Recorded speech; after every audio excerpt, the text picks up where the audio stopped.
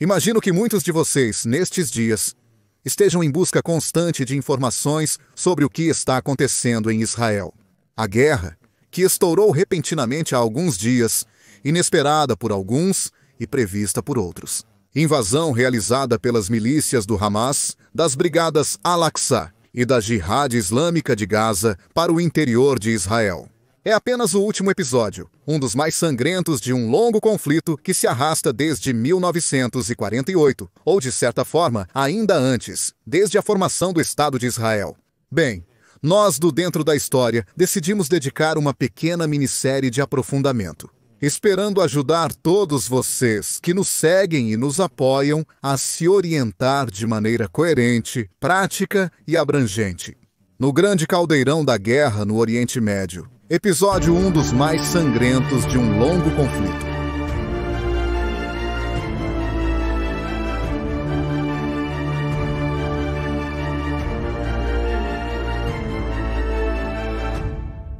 Neste primeiro capítulo, abordamos as raízes do conflito israelense-palestino. Começamos por definir um fato que não pode ser negado. Uma única terra para dois povos que historicamente nunca tiveram uma terra. Só para dizer, os judeus reivindicam a terra de Israel desde 70 d.C., desde a destruição do último templo de Jerusalém. Desde então, começou a famosa diáspora. Os judeus se espalharam primeiro por toda a Europa e depois pelo resto do mundo. E então os palestinos, uma população de origem árabe, mas não inteiramente muçulmana, aliás, que se estabelece na área. A partir das várias migrações que afetam a área a partir do século IV d.C. e que se estratificam, se misturam com outras etnias. Mas nunca receberam uma impressão, um claro reconhecimento de nação autônoma. O grande confronto ocorre no século XX, ocorre quando os dois respectivos focos nacionais reivindicam primeiro um e depois o outro o status de nação. A nação não é simplesmente um Estado. A nação é ser reconhecida como um conjunto com uma própria língua, suas próprias tradições, uma própria história. Por exemplo, existe a nação armênia, que não é exclusivamente o Estado da Armênia, mas também todos os imigrantes, principalmente na França. Existe a nação italiana, e existia bem antes da unificação da Itália, em 1861, por mais que Metternich definisse a Itália como uma expressão geográfica. Existe uma nação judaica, neste caso israelense, existe uma nação palestina. O problema é que fazer coexistir duas nações tão diferentes e por tanto tempo não reconhecidas, nem de um lado nem do outro, é problemático. Muito, muito problemático. Também é para as Nações Unidas. Pense nas atuais Nações Unidas, que nasceram das cinzas da falida Sociedade das Nações. E com base naquela Carta Atlântica, assinada em plena Segunda Guerra Mundial por Winston Churchill e Franklin Delano Roosevelt, eles se encontram enfrentando, assim que dadas, já várias questões. Uma dessas é justamente o ex-mandato britânico sobre a Palestina. Por outro lado, a partir de 1919 em diante, a Grã-Bretanha administra grande parte da área do Oriente Médio. Em nome do Acordo Sykes-Picot, um acordo, poderíamos defini-lo como subterrâneo, assinado em pleno grande conflito mundial. O primeiro, a famosa Grande Guerra entre o Sr. Sykes e o Sr. Picot, representantes, respectivamente, do Ministério das Relações Exteriores britânico e francês. Esses dois senhores que agem pelos respectivos governos. Bem, esses dois senhores decidem, com a guerra em andamento, dividir os despojos do que não será mais o Império Otomano. A Arábia será deixada em paz, será oficialmente deixada para os Hashemitas, que, no entanto, a perderão alguns anos depois em uma guerra civil com os Wahhabitas de Al-Saud. O resto da península é dividido. O reino do Iraque é criado do nada, mas já existiu antes. É confiado a um Hashemita o reino da Transjordânia, este também confiado a um Hashemita. Mas ambos são regimes fantoches. Eles foram dependentes e não independentes. Dependentes de quem? Grã-Bretanha, Síria e Líbano estão sob domínio francês. E então há a Palestina. A Palestina que nos anos 20 começa a haver uma massiva imigração judaica. Impulsionada por quê? Há uma palavra que para alguns soa como um insulto ou como uma palavra feia. Em qualquer caso, sionismo. Mas você sabe o que significa sionismo? Deriva principalmente do Monte Sião, uma das colinas de Jerusalém. Segundo a tradição judaica, é uma colina de grande importância religiosa. Com o termo sionismo, no entanto, refere-se à vontade de devolver aos judeus uma pátria em terra. Aqueles judeus que estão espalhados, como dissemos, por todo o globo, entre o final do século XIX e o início do século XX, começam a formar uma espécie de consciência nacional. O mérito é de um jornalista. Seu nome é Theodor Herzl. Ele é vienense, mas é judeu, e Herzl assiste, no início de 1896, a um fato que o abala profundamente. Talvez alguns de vocês já o conheçam. Esse fato, talvez vocês tenham visto no cinema, foi retratado em um filme muito popular de Roman Polanski, O Oficial e o Espião. Esse fato é a degradação do capitão Dreyfus, um oficial de artilharia francês falsamente acusado, com provas manipuladas de alta traição. A história, então, esclareceu que Dreyfus era apenas vítima de maldições alheias. Mas aquela degradação pública, acompanhada por uma campanha de ódio antissemita, levou Herzl a escrever um texto. O Manifesto do Movimento Sionista. E o que estava escrito neste manifesto? O desejo de devolver aos judeus, espalhados por todo o mundo, uma pátria. Afinal, entre o fim do século XIX e início do XX, os judeus na Europa enfrentavam grandes dificuldades. Aliás, não é apenas na França, onde o revanchismo pós-1870. As suspeitas tanto contra os judeus quanto os alsacianos, e Dreyfus tinha o defeito mortal de ser tanto judeu quanto alsaciano, tornavam o clima envenenado. É apenas a vontade da polícia czarista de criar o casus belli perfeito para justificar os pogroms, os massacres. É da própria Rússia czarista que os primeiros judeus fogem e vão para a Palestina, estimulados pelos escritos de Herzl e pelo desejo de encontrar uma pátria. Na Palestina, porém, deve-se dizer que ainda resistia por vários séculos. Uma pequena comunidade judaica que inicialmente não via com bons olhos essa nova imigração. Porém, os primeiros anos correm bem. O que muda é a derrota do Império Otomano na Primeira Guerra Mundial e a desintegração do Império Czarista. A derrota dos otomanos cria, como dissemos, uma divisão do antigo império. A desintegração do Império Czarista provoca mais fugas. Não são apenas os chamados russos brancos, não os bielorrussos. Estamos falando dos mencheviques, dos opositores, dos bolcheviques. Não, também há judeus que fogem, procuram uma terra prometida, procuram uma nova pátria e começam a se mover cada vez mais para a Palestina, para Jerusalém. Por outro lado, os judeus, ao comemorarem, dizem, no próximo ano em Jerusalém. Há uma raiz cultural, religiosa, histórica em tudo isso. O problema é que o influxo inicialmente incontrolável de uma verdadeira migração causa reações adversas. Reações adversas no mandato britânico, pois os britânicos não estão preparados para receber e reorganizar todas essas pessoas. E reações adversas dentro da comunidade árabe, que por mais que esteja sob tutela dos ingleses, não aprecia. Porque mais pessoas significam menos terra para habitar.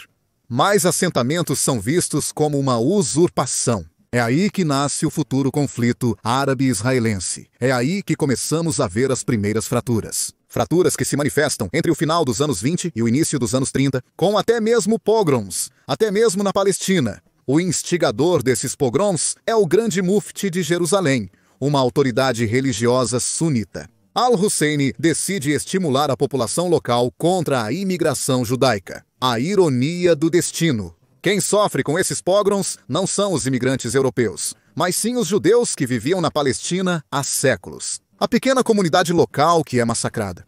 A partir daquele momento, os ingleses intervêm, colocam freios na imigração através do chamado Livro Branco.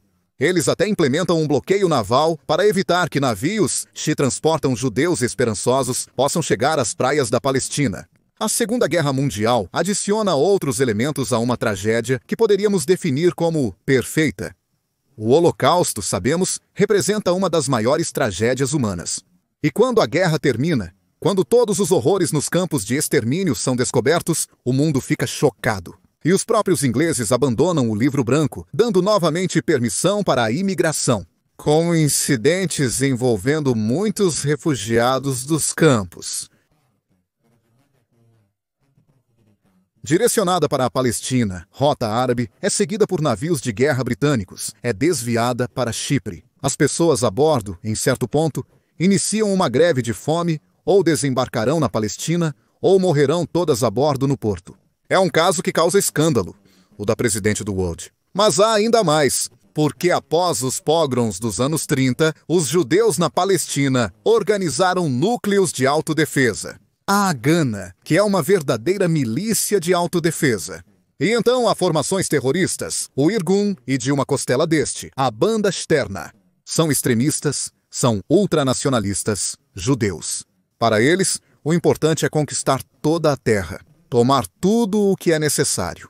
São essas formações que estão atacando não só as aldeias árabes, mas também os próprios ingleses. Eles atacam as estações de polícia, os postos de controle, até explodir uma ala inteira do Hotel King David, o hotel que abriga grande parte do Estado-Maior do mandato britânico na Palestina. O atentado terrorista ao Hotel King David é a gota d'água que faz transbordar o copo. Os ingleses, a partir daquele momento, devolvem o mandato para as Nações Unidas. E o que as Nações Unidas fazem? Discutem, até chegar a uma resolução. Uma resolução que oficialmente recomenda a divisão do ex-mandato em 2 estados separados. Um para os judeus e um para os palestinos. Começa-se a usar o termo palestino para definir aquela comunidade árabe que habita o território. É uma comunidade que não é reconhecida como egípcia, não é reconhecida como síria, não é reconhecida como libanesa, não é reconhecida nem mesmo como jordaniana. Palestinos, pessoas sem uma bandeira, sem uma nação, sem nada que possa garantir suas legítimas aspirações. A resolução, que é a número 181, votada em 29 de novembro de 1946, recomenda essa divisão. Um pouco para lá, um pouco para cá. Com Jerusalém como uma cidade livre, como um núcleo independente, que garanta os direitos de todos, mas que não pertença a nenhum dos 2 estados. É uma utopia, a bela utopia, aquela teorizada na Assembleia Geral das Nações Unidas. Mas não é uma utopia praticável. Porque, logo após a proclamação do Estado de Israel, em uma ala do Museu de Tel Aviv, onde se destaca o traço de Teodoro Erdogan, começa a primeira das guerras árabe-israelenses. Israel, que ainda não é um Estado, mas que busca arduamente se afirmar como Estado, é atacado pelo Egito, pelo Iraque, pelo Reino da Transjordânia, pela Síria, pelo Líbano. Claro, nem todos os exércitos participam de maneira igual, mas note uma coisa, as repúblicas árabes, os reinos árabes, não intervêm para proteger os palestinos. Eles não estão interessados. O que eles querem é pegar partes do espólio. Eles não querem um Estado judeu, porque na verdade eles querem colocar as mãos na Palestina. E isso é visto no final da guerra, em 1949. Um Estado de Israel surgiu, mas cada um tomou uma parte. O Egito, por exemplo, pegou a faixa de Gaza, que manteve até 1967 o reino da Transjordânia. Pegou a Cisjordânia. A Cisjordânia, que aliás é a área mais fértil de toda a planície ao redor do Jordão. Aqueles que deveriam ser territórios dados a um Estado palestino, que porém não tem estruturas, não tem líderes, não tem nada, são tomados por outros estados. Esta é uma das grandes distorções do conflito árabe-palestino. Reflita sobre isso. Muitos se proclamam padrinhos defensores da causa palestina, mas poucos renunciam a algo para ter um Estado palestino, porque um Estado palestino possa realmente nascer. Não é coincidência que até meados dos anos 60, os palestinos sejam essencialmente hóspedes indesejados em sua própria terra, administrada por outros estados. Vivem em campos de refugiados, na Cisjordânia, na Transjordânia, em Gaza. Essa seria a terra deles. No entanto, vivem como hóspedes mal tolerados pelos egípcios e jordanianos. Depois a história terá várias mudanças, viverá vários conflitos, falaremos sobre isso nos próximos episódios. O que é surpreendente em tudo isso é que tivemos que chegar aos acordos de Oslo de 1993 para que houvesse as verdadeiras premissas para a fundação de um Estado palestino.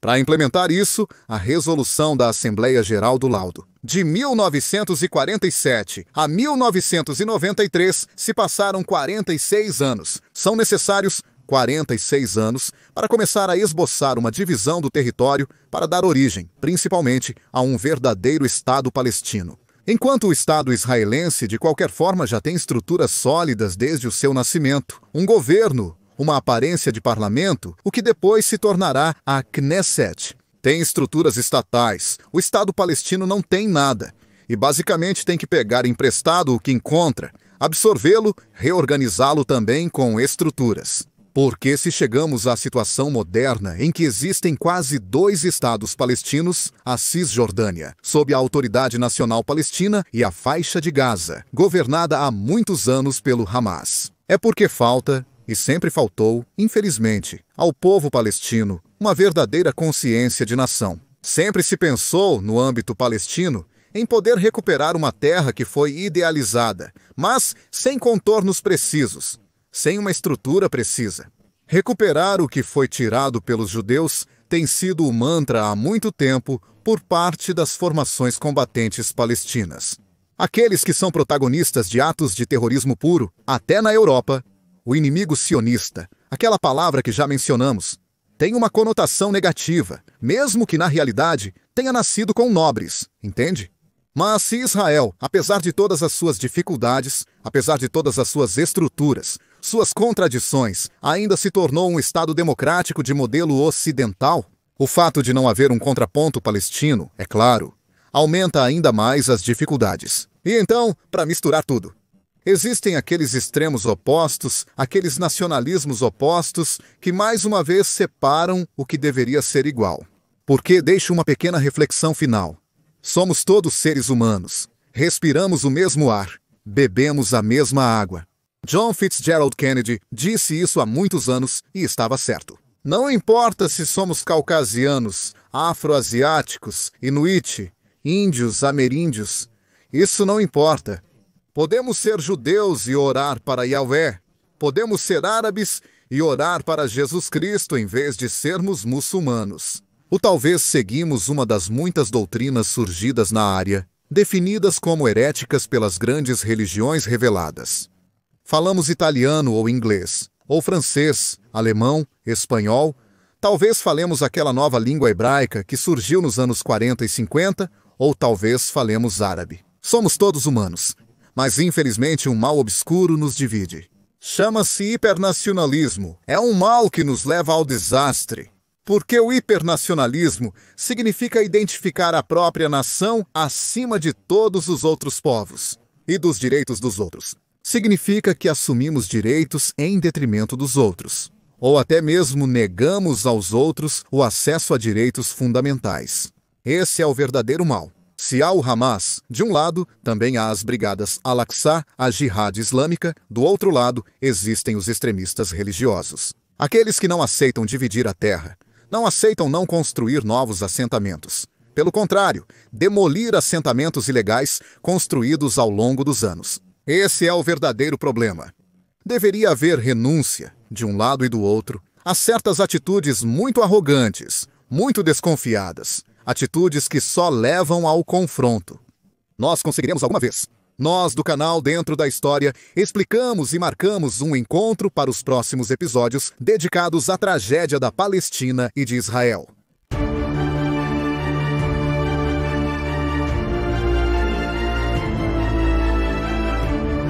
Obrigado a todos.